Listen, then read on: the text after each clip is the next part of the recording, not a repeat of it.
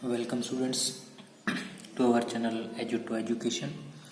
आज हम 9वीं कक्षा का अध्याय 6 पढ़ेंगे। अध्याय 6 के अंदर जो है आपको मैं थोड़ा सा इसका पहले इंट्रोडक्शन दे देता हूँ, आधारभूत बातें बता देता हूँ कुछ। तो आधारभूत बातें करते हैं इसके बाद सबसे पहले हम पढ़ेंगे, आपका थोड़ा सा पीछे का रिवाइज कर देता हूँ। आप पहले पढ़ चुके होंगे रेखाखंड। रेखाखंड क्या होता है आपका? रेखाखंड वह रेखा जिसके दो अंत बिंदु हो, जैसे कि इसका एक अंत बिंदु हो गया ए, दूसरा हो गया बी, इसको बोलते हैं रेखाखंड। फिर अब आप कहते हैं किरण। किरण क्या होती है? रेखाखंड जैसी होती है, बस थोड़ा सा अलग होता है। उसमें क्या होता है?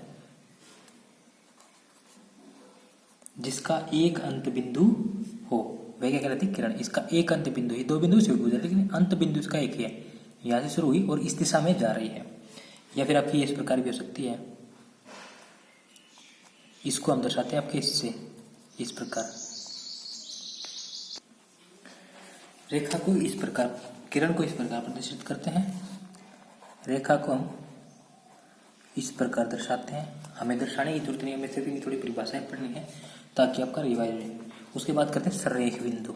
सररेख बिंदु वो होते हैं जब कोई भी 3 या 3 से अधिक बिंदु एक ही रेखा से होकर गुजरे तो क्या कहलाते हैं? सररेख बिंदु कहलाते हैं। किससे होकर गुजरे? एक ही रेखा से होकर गुजरे तो क्या कहलाते हैं? सररेख बिंदु कहलाते हैं। ठीक है, अब बात करते हैं असररेख बिंदु की।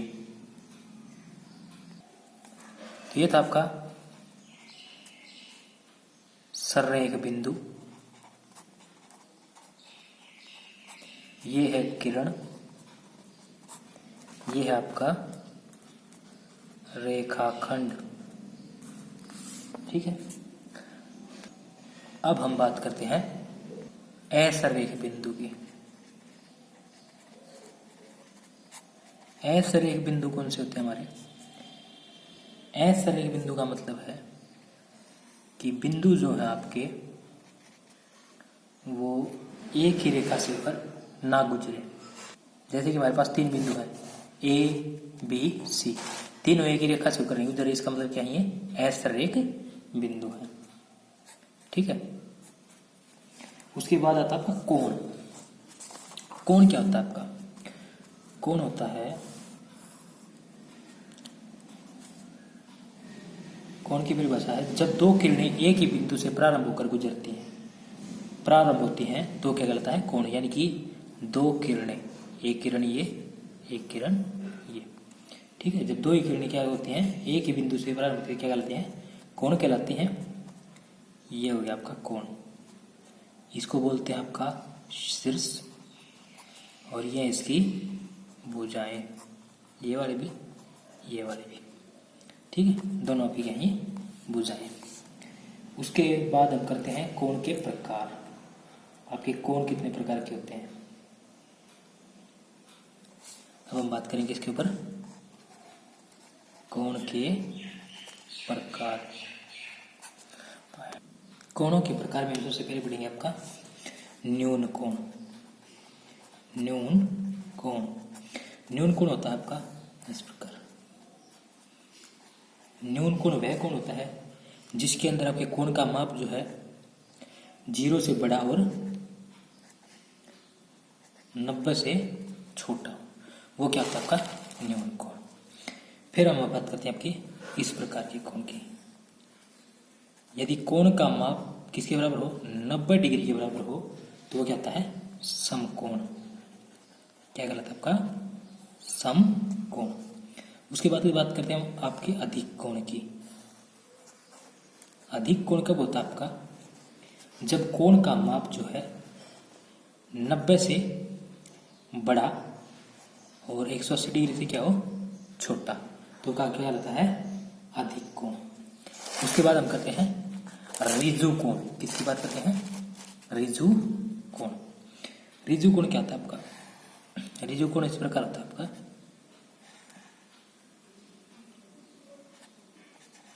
यानी कि यहां से शुरू होकर यहां तक कैसे बन रहा है? यह ऋजु कोण मान लीजिए। इसको हम बोल सकते हैं आपका सरल कोण भी बोलते हैं। क्या? ऋजु कोण या फिर सरल कोण। इसमें क्या होता है, आपका कोण का माप जो होता है वो किसके बराबर होता है, 180 डिग्री के बराबर होता है।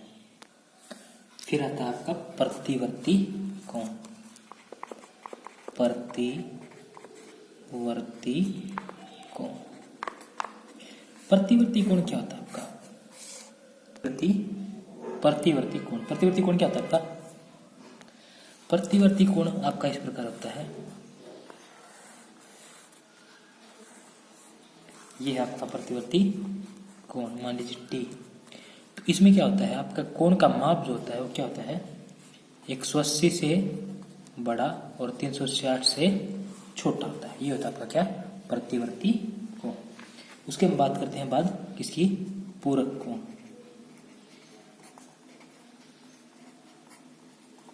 पूरक कोण क्या होता है आपका, जब दो कोणों के युग्मों का माप, जैसे कि XY दो कोण है, उनका जोड़ कितना है, 90 डिग्री आए तो क्या होगा, आपका पूरक कोण होगा। जैसे कि इधर मान लीजिए 30 जमा 60 90 डिग्री। दूसरा उदाहरण लेते हैं हम, जैसे 45 जमा 45 90 डिग्री।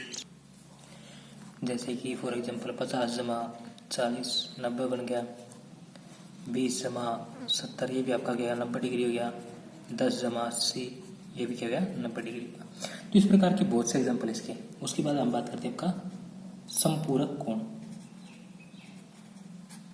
संपूरक कोण क्या होते हैं, ऐसे कोणों के युग्म जिनका जोड़ कितना है 180। जैसे कि ये जमा भी बराबर कितना 180। जैसे कि आपका उदाहरण ले लेते हैं 70 जमा 110, ठीक है, कितना बनेगा जोड़ने पर आपका 180 बनेगा। इसी प्रकार के बहुत से उदाहरण हैं आपके पास, ठीक है।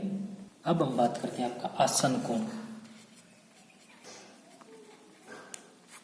आसन कोण, आसन कोण क्या होता है, आसन कोण में आता है ऐसे कोण जिनमें एक भुजा उपविष्ट हो, एक शीर्ष उपविष्ट तथा अन्य दो भुजाएं उपविष्ट भुजा के विपरीत हो। यानी कि जैसे कि आपका ये कोण है एक इस प्रकार, इसके साथ आपका इस प्रकार एक और कोण होगा, तो ये इसका हो गया उपविष्ट बिंदु।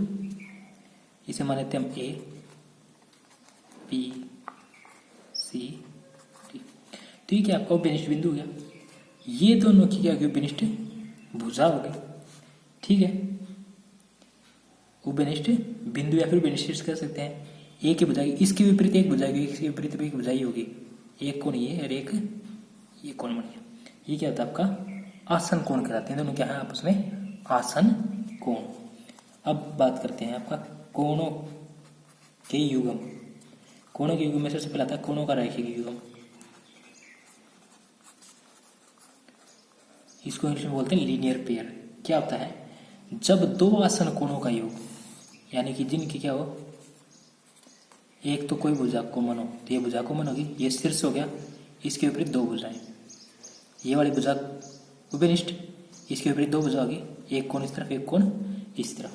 जब दो आसन कोणों का योग कितना हो 180 डिग्री हो, यानी कि मान लीजिए कोण आपका ये भी है, तो क्या होता है रैखिक युग्म कहलाता है, ठीक है। यानी कि एक ही रेखा पर बने हुए दो कोण। उसके बाद करते हैं आपका शीर्षाभिमुख कोण। शीर्षाभिमुख कोण क्या होता है आपका, शीर्षाभिमुख कोण, ये कौन से होते हैं आपके शीर्षाभिमुख कोण, जब दो रेखाएं एक दूसरे को किसी बिंदु पर प्रतिच्छेद कर रही हों, ठीक है। जैसे कि आपकी रेखा ए बी है, ये सी डी है, दोनों एक दूसरे को इस प्रकार यह बिंदु ओ पर प्रतिच्छेद करें, तो इसके इस तरफ ये जो कोण है इसे मान लेते एक, इसे मान लेते दो, ठीक है। इसे मान लेते तीन, ये मान लेते चार। तो यहाँ से क्या होगा आपका कोण एक और दो क्या होंगे शीर्षाभिमुख कोण, तीन और चार क्या होंगे आपस में शीर्षाभिमुख कोण और बराबर भी होंगे। यहाँ से होगा एक बराबर कोण दो और तीन बराबर होगा कोण चार, ठीक है। अब हम बात करते हैं आपकी प्रतिच्छेदी रेखा और अप्रतिच्छेदी रेखाएं।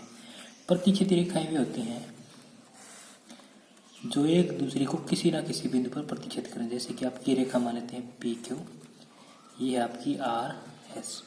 तो दोनों रेखाएं एक दूसरे किस पर काट रहे हैं, एक बिंदु पर। इसी प्रकार मान लेते हैं आपकी दो रेखाएं हैं जो जैसे कि ए बी सी डी, इन दोनों के बीच समान दूरी है, ये दूसरे किसी बिंदु पर नहीं काट रही, तो ये क्या जाएंगी अप्रतिच्छेदी रेखाएं। इनको कहेंगे हम क्या, अप्रतिच्छेदी रेखाएं। तो ये है आपकी अप्रतिच्छेदी रेखाएं, या फिर आप क्या कहते हैं सकते हैं समांतर रेखाएं। वे रेखाएं जो एक दूसरे को किसी भी बिंदु पर ना काटें, कहीं पर भी ना छुएं। आपकी ये जो रेखा है ये भी क्या है, प्रतिच्छेदी है, क्योंकि ये कहीं ना कहीं आगे जाकर एक दूसरे को काटेंगी। तो ये क्या देंगी आपकी प्रतिच्छेदी रेखाएं।